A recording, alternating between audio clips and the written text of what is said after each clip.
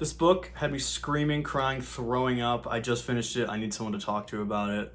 That is The Assassin's Blade by Sarah J. Maas.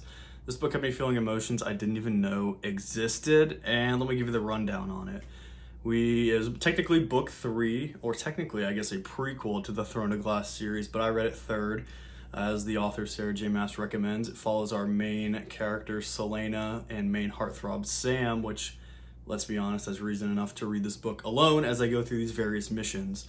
The book is broken up into 5 short stories, although I say that and they run pretty seamlessly together. It is one coherent story through and through from cover to cover, even if it is broken up into 5 short stories. And I like this sort of change of pace that the series ran into.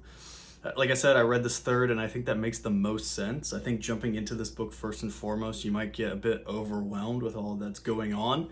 And to me, it was cool to see some of the Easter eggs, some of the plot points that I read in the first 2 books finally make sense. Not necessarily finally make sense, but the emotional impact of them and the realization as their meanings get more developed and intertwined, I think was what made this book such a good one, especially the last short story in this book.